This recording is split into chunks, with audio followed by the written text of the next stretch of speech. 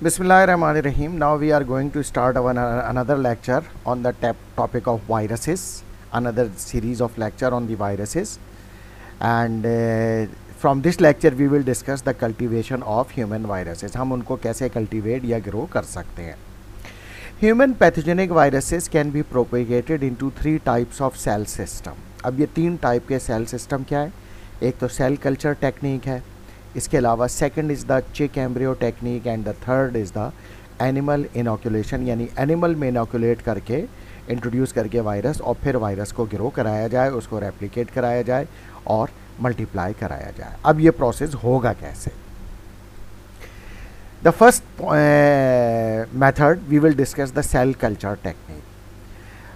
In this cell culture technique, what we will do, cells from the human or other primates like monkey, we will obtain from intact tissue. यानी जो tissue होगा intact यानी जिंदा होगा, जिसमें cells living होंगे, वो हासिल करेंगे ह्यूमन से या प्राइमेट से. Like for example human embryo kidney और मंकी किडनी, इसको इन टिश्यूज़ को किडनी टिश्यूज़ को हासिल करेंगे. फिर उसके बाद क्या करेंगे? The cells are disperse by digestion with trypsin and the resulting suspension of single cells is generally allowed to settle in a vessel containing a nutrient medium. अब क्या करेंगे कि इसमें जो है वो सेल्स को जो है डिस्पर्स करेंगे, किससे? यानी जो इसे हमने टिश्यूज़ हासिल किए हैं एम्ब्रियो किडनी से या मंकी किडनी से, ट्रिप्सिन एंजाइम डाल के सस्पेंशन इसका बनाएंगे सिंगल सेल का, या और इसको न्यूट्रिएंट मीडियम के ऊपर फैला देंगे, स्प्रेड कर देंगे और सेल्स को अलाउ करेंगे कि वो सेटल डाउन हो जाएं उस वेसल में जिसमें इसको रखा गया है. फिर उसके बाद क्या होगा? The cells will metabolise and grow, और सेल्स उस न्यूट्रिएंट से फूड लेके मेटाबोलाइज होंगे, ग्रो करेंगे. And after a few days of incubation at 37 degree Celsius they will form a continuous film on monolayer 1 cell thick. और तो उससे ये होगा कि इन सेल्स की पूरी एक लेयर बन जाएगी, यानी मोनोलेयर बन जाएगी, और फिर ये अब सेल कल्चर के लिए रेडी होंगे. ये सेल्स जो होगा एज ए होस्ट सेल जो है वो वायरस की ग्रोथ के लिए काम कर सकते होंगे. तो इस तरह से ये हमने इनको ग्रो करा लिया. इसके बने बनाए प्रिपरेशन भी मार्केट से मिल जाती हैं जो मोनोलेयर सेल्स की होती है, but they are very expensive और इनकी लाइफ बहुत कम होती है. अच्छा, 37 डिग्री सेल्सियस पे हम क्यों करेंगे? क्योंकि इस पे ही सबसे बेटर ग्रोथ होगी इन सेल्स की, क्योंकि 37 डिग्री सेल्सियस वो टेम्परेचर होता है जो कि नॉर्मल बॉडी टेम्परेचर होता है. उसके बाद क्या होगा कि these cells are then capable of supporting viral replication. तो इसमें हम वायरस को एंटर कर देंगे और फिर ये सेल्स जो होंगे ये कैपेबल हैं कि वायरल रेप्लिकेशन कर सकें. वायरल रेप्लिकेशन होगी, नए सेल तैयार होंगे. सेल कल्चर में be divided into 3 types according to their history. वो क्या है? Primary cell culture, secondary cell culture and the third one is the malignant tissues. तो अब ये प्राइमरी सेल कल्चर्स क्या हैं? प्राइमरी सेल कल्चर्स क्या है? Which are prepared directly from tissues, यानी हमने टिश्यूज़ लिए, उसमें वायरस उसको हमने मोनोलेयर उसकी इस्टेब्लिश की मीडियम पे, और उसके बाद उसमें वायरस को ग्रो कराया और उसमें से जो वायरस का कल्चर हमें मिल रहा है, this is called primary cell culture. Secondary cell culture, which can be prepared by taking cells from some types of primary culture, usually those derived from the embryonic tissues, and dispersing them by treatment with trypsin and inoculating some into the fresh batch of medium. यानी इसमें हमने क्या किया कि एक और cell culture लिया, उसकी मोनोलेयर बनाई, और फिर प्राइमरी सेल कल्चर यानी जिसमें ऑलरेडी वायरस ग्रो कर चुका था उसमें से वायरस लिए और फिर उसको इसमें इनोकुलेट करने के बाद इसमें भी ट्रिप्सिन डाल के फिर इसको जो है फ्रेश बैच को प्रिपेयर करके इसमें जो है वो नए वायरस के कल्चर्स प्रोड्यूस किए, नए वायरस प्रोड्यूस किए. तो ये this is called secondary culture. अब क्योंकि इसमें प्राइमरी सोर्स जो वायरस की है वो डायरेक्ट बॉडी से नहीं है, ब्लड से नहीं ले रहे वायरस, या कहीं किसी सरफेस से नहीं ले रहे, तो बल्कि किसी प्रीवियस कल्चर से हम ले रहे हैं जिसमें ऑलरेडी प्राइमरी कल्चर से ले रहे हैं. तो इस वजह से इसको हम कहेंगे सेकेंडरी सेल कल्चर. इसके बाद है there are now available a number of lines of cells mainly originating from malignant tissues, यानी कैंसर टिश्यूज़ से हम ये सेल लाइंस, जैसा कि मैंने आपको बताया था कि मार्केट में ऑलरेडी अवेलेबल होती हैं, तो हम वहाँ से भी ये सेल लाइंस हासिल कर सकते हैं जिस पे हम वायरस की रेप्लिकेशन कर सकते हैं. मैलिग्नेंट टिश्यू इसलिए लेते हैं क्योंकि इनकी ग्रोथ बहुत फास्ट होती है, तो इसमें जो है वो ग्रोथ फास्ट होने की वजह से वायरल कल्चर भी जल्दी डेवलप हो जाता है. ठीक है। तो ये which can be serially subcultured apparently indefinitely. These establish cell lines are particularly convenient, ठीक है, ये सेल लाइन कन्वीनियंट्स हैं जो मैलिग्नेंट टिश्यूज़ की हैं। They eliminate the requirement for fresh animal tissue, fresh animal tissue भी इसमें नहीं चाहिए होता क्योंकि ऑलरेडी वो ग्रोइंग सेल्स हैं to develop a series of cultures. An example of such cell lines are HeLa cells, which were originally isolated from cervical carcinoma of women, यानी जो कैंसर ऑफ सर्वेक्स किसी वुमेन को हो तो उसके sales को हासिल किया जाता है मैलिग्नेंट टिश्यूज़ को, जिसमें को हम एज ए इन सेल्स को हम यूज़ कर सकते हैं as a host cell to culture the viruses. तो ये भी हमें मिल जाते हैं, बट जैसे मैंने बताया था कि इनकी लाइफ बहुत कम होती है और ये जो है वो दे आर क्वाइट एक्सपेंसिव। अच्छा, सेल कल्चर के बाद जो दूसरी टेक्निक है that is called chick embryo technique, in which we do fertile chicken eggs 20 to 12 days old have been used as a convenient cell system in which to grow a number of human pathogenic viruses. Figure 5.7 shows, जो कि हम अभी देखेंगे figure 5.7, the viruses generally have preferences for particular tissue within the embryo। यानी अब preferences की बात का मतलब ये हुआ कि वो वायरस जो चिक एम्ब्रियो में ग्रो करते हैं वो इसके लिए स्पेसिफिक होते हैं, यानी हर वायरस ग्रो चिक एम्ब्रियो में नहीं कर सकता है, यानी कल्चर उसका नहीं डेवलप हो सकता। अच्छा, कौन कौन से वायरस जो है हम ग्रो कर सकते हैं चिक एम्ब्रियो में? Influenza virus for example can grow in the cells of the membrane bounding the amniotic cavity, यानी एमनियोटिक कैविटी की मेम्ब्रेन पे ग्रो करता है ये चिक एम्ब्रियो की। इसके अलावा smallpox virus will grow in chorioallantoic membrane, जो कि एक और मेम्ब्रेन होती है कोरियो एलेंटॉइक, उस पे स्मॉल पॉक्स वायरस जो है वो ग्रो, यानी उसका कल्चर हम डेवलप कर सकते हैं। The growth of smallpox virus in the embryo is recognised by the formation of characteristic pock marks on the membrane, यानी जैसे चिकन पॉक्स के बाद स्किन पे एक स्पेशल मार्क यानी दाने से अपीयर हो जाते हैं, उस तरह के मेम्ब्रेन पर मार्क अपीयर हो जाते हैं जो इस चीज़ को क्लियरली हमें बता रहे होते हैं कि स्मॉल पॉक्स वायरस का कल्चर डेवलप हो चुका है और उसकी ग्रोथ हो चुकी है। इसके अलावा influenza virus replication is detected by, influenza virus की रेप्लिकेशन कैसे डिटेक्ट होगी by exploiting the ability of these particles to cause erythrocytes to clump together, यानी इनमें अगर हम आरबीसी डालेंगे तो उनकी क्लम्पिंग यानी एग्लूटिनेशन होगी, यानी आरबीसी उसके सराउंडिंग में जो अटैच हो जाएंगे इन्फ्लुएंजा वायरस के, यानी हीम एग्लूटिनेशन का प्रोसेस होगा, जिससे ये कन्फर्म हो जाएगा कि इसमें इन्फ्लुएंजा वायरस ग्रो हो चुका है। Now this is figure 5.7, chick embryo showing the inoculation of routes for the viruses. This is albumin, smallpox and herpes virus, herpes simplex जो है वो एलेंटॉइक मेम्ब्रेन पे कैसे ग्रो करेंगे, वो ये सरफेस है। इसके अलावा इन्फ्लुएंजा वायरस, मम्स वायरस, ये एमनियोटिक कैविटी और ये एमनियोटिक मेम्ब्रेन है, इस पर ग्रो करेंगे, जैसा कि हमने पढ़ा है अभी पिछली स्लाइड में देखा है। इसके बाद है एनिमल, जो थर्ड टेक्निक है that is called animal inoculation. Experimental animals such as mice and ferrets have to be used for the cultivation of some viruses। Feroz जो है दे आर लाइक रैट्स, यानी रैट्स जो कि चूहे होते हैं उसी की तरह की इनकी अपीयरेंस होती है। तो इनमें हम इंजेक्ट करते हैं वायरस को, तो उसके अंदर फिर वो उनको वो डिजीज़ होती है और वो वायरस रेप्लिकेट करता है।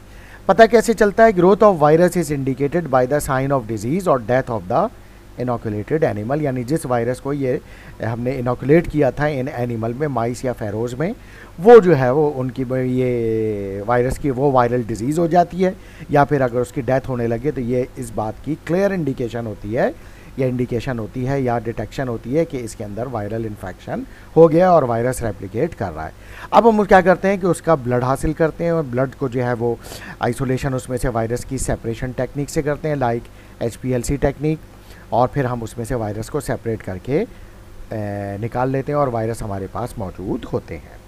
तो ये तीनों टेक्निक्स हमने वायरल ग्रोथ की हमने देख ली, जिसमें जो है सेल कल्चर टेक्निक है, चिक एम्ब्रियो टेक्निक है और एनिमल इनोकुलेशन टेक्निक है।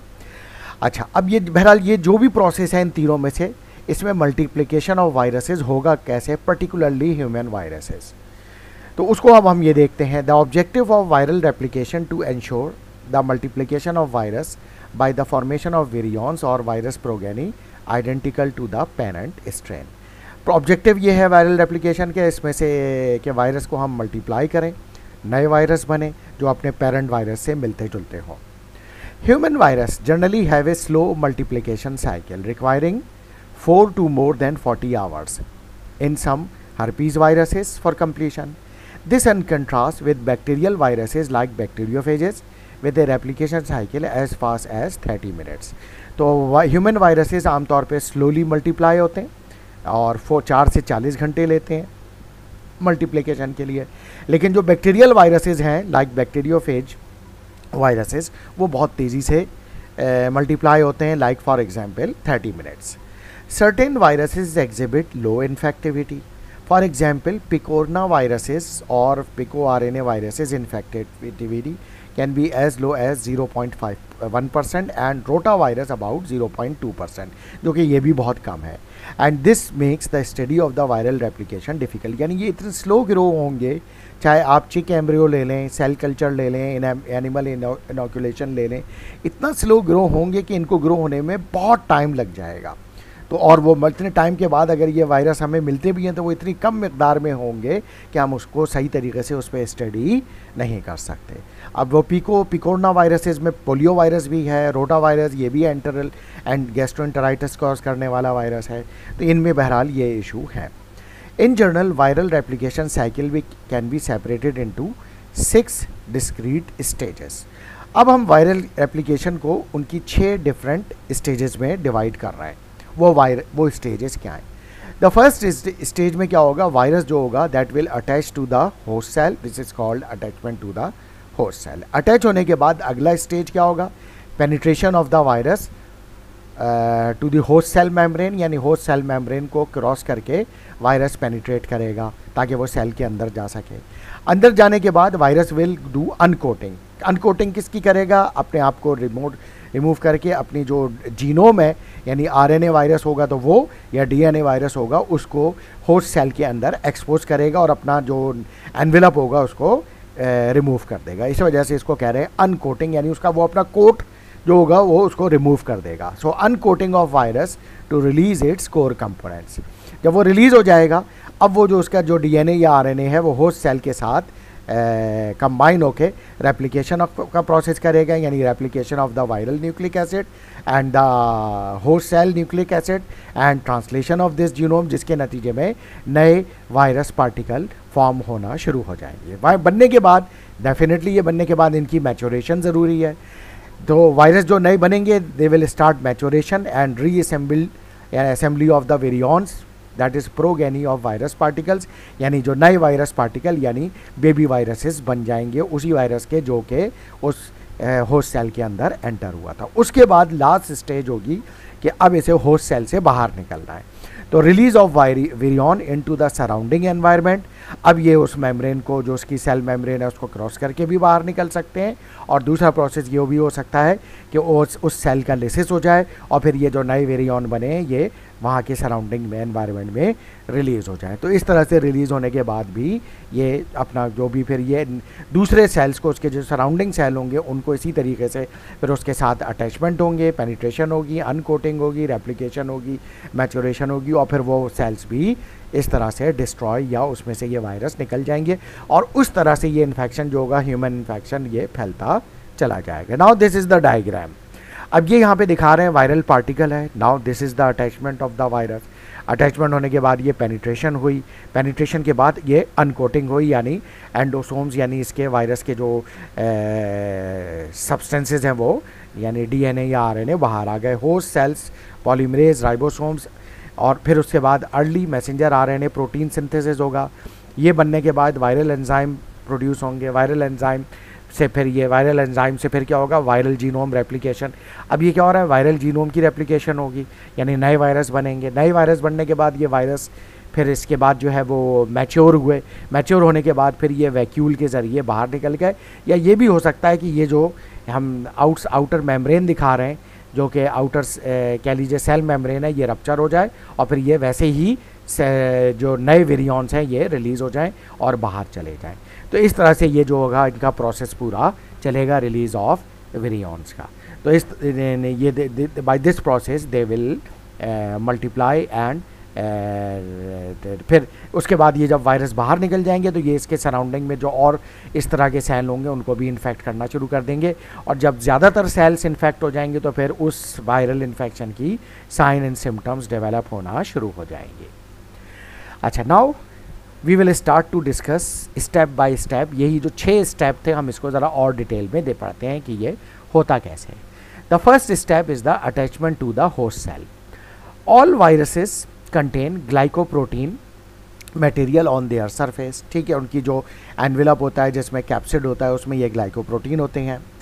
अच्छा, whether as an integral part of the capsid structure or in the form of spikes embedded in the viral envelope। तो या तो ये कैप्सिड के साथ जुड़े हुए होंगे ये ग्लाइकोप्रोटीन, या स्पाइक्स की सूरत में अपीयर हो रहे होंगे, जुड़े यानी बिछे हुए होंगे वायरल एनवेलप में। फिर ये क्या करेंगे, these structure act as anti receptor that bind to the surface receptor on the target cells. यानी ये जो स्पाइक्स होंगी ये एंटी रिसेप्टर के तौर पे काम करेंगे और ये होस्ट सेल के रिसेप्टर से बाइंड होंगे। इस वजह से ये कह सकते हैं कि they play an important role in host virus specificity, although some virus में share common cell receptor.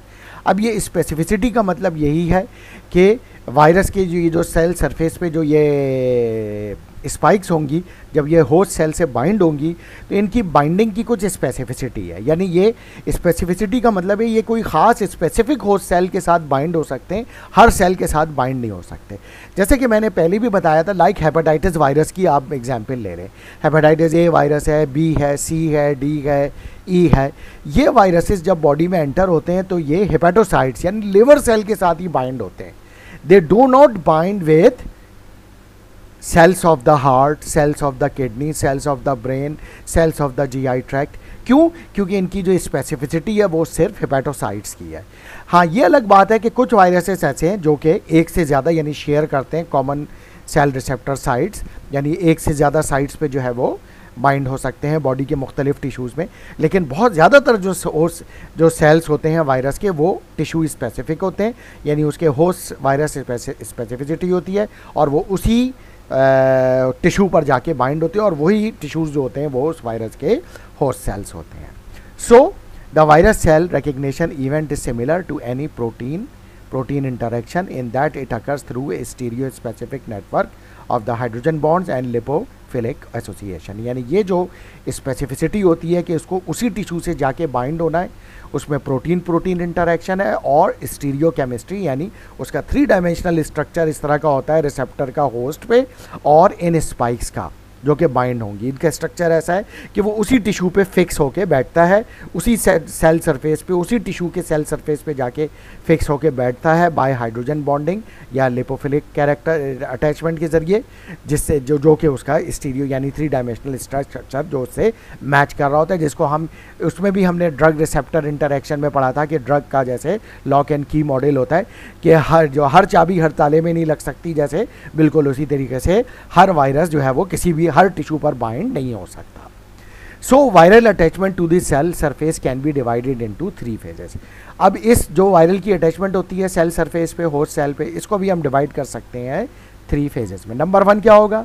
An initial contact mainly dependent on the Brownian movement of motion, यानी जिसमें ब्लड में वो या जो भी बॉडी फ्लूइड में वो मूव कर रहा है वो ब्राउनियन मूवमेंट से मूव कर रहा है हैphazard मैनर में।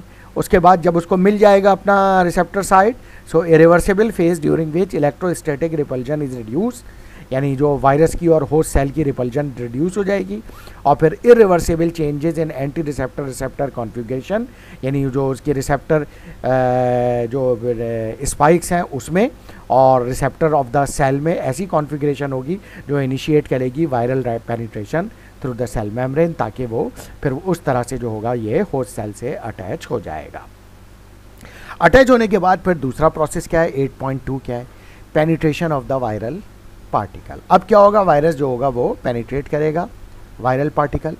Once irreversibly attach to the cell surface, configuration changes of the complex anti receptor initiate the penetration of the viral particle through the cell membrane. यानी जब वो वायरस जो होगा बाइंड होगा होस्ट सेल से, उसके बाद उसमें फर्दर कॉन्फ़िगरेशन होगी, यानी अरेंजमेंट होगी ऐसी और चेंजेस होंगी, जिसके बाद वो एक पैसेज बनाएगा सेल मेम्ब्रेन से, जिसके ज़रिए वो वायरस पेनिट्रेट करके सेल मेम्ब्रेन को क्रॉस कर जाएगा। अच्छा, दिस एनर्जी डिपेंडेंट स्टेप, इस प्रोसेस के लिए, पेनिट्रेशन के लिए एनर्जी चाहिए, that occur rapidly and operate by two mechanisms, और दो मैकेनिज्म के ज़रिए ये चल रहा होगा, endocytosis process and fusion process. Endocytosis में क्या होगा? The association between receptor and anti-receptor draws the cell membrane to engulf the virus particle, forming a cytosolic vacuole।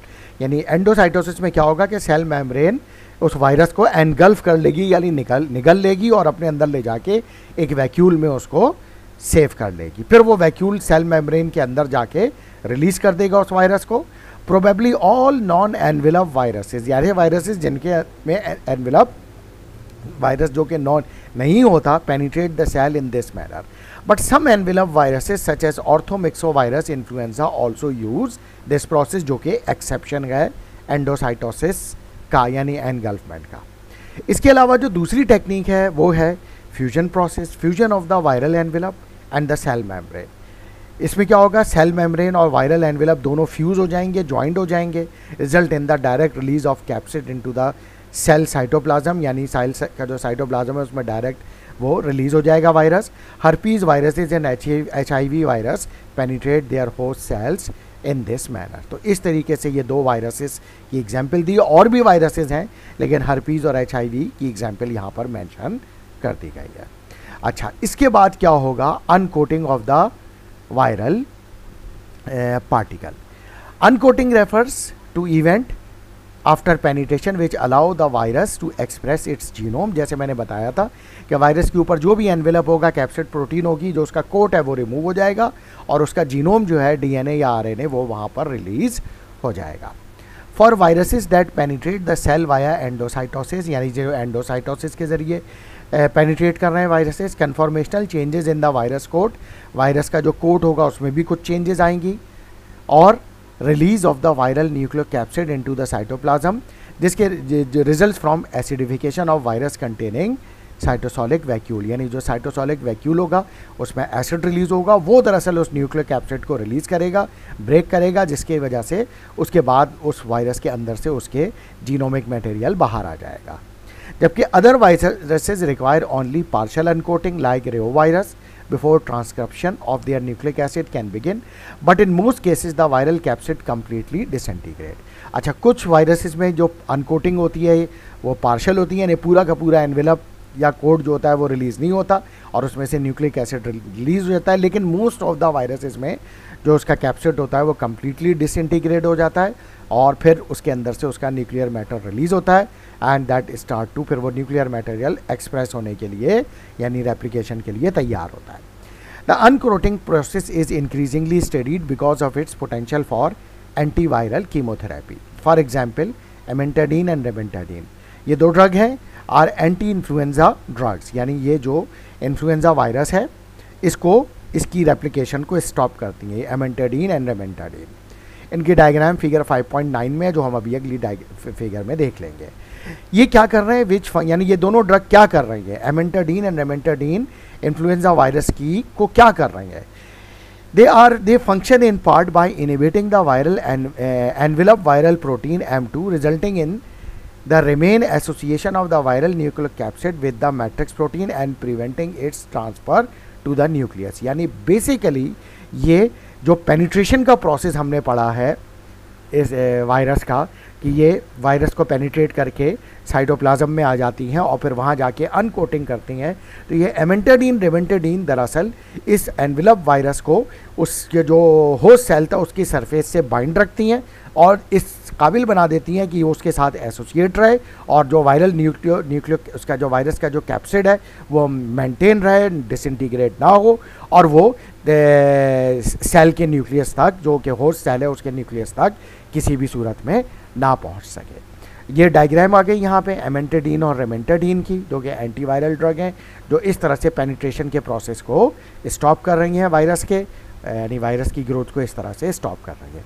इसके अलावा कुछ और ड्रग्स हैं यहाँ, एसाइक्लोविर है, फॉस्कारनेट है, एजाथायोप्रिम है, डाइडेनोसिन है, और इसके अलावा और ड्रग्स हैं जो कि न्यूक्लियोटाइड एनालॉग्स हैं वायरस के, ये भी यूज़ होती हैं as antiviral, but we will discuss it letter.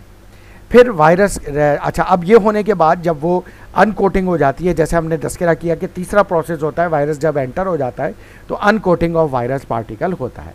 Uncoating के बाद जो अगला स्टेप है जब वो अनकोटिंग हो जाता है, वायरल जीनोम बाहर आ जाता है, तो अब डेफिनेटली वायरस को रेप्लिकेट होना है। तो replication of virus nucleic acid and translation of the genome, but that we will discuss in the next lecture. Thank you very much.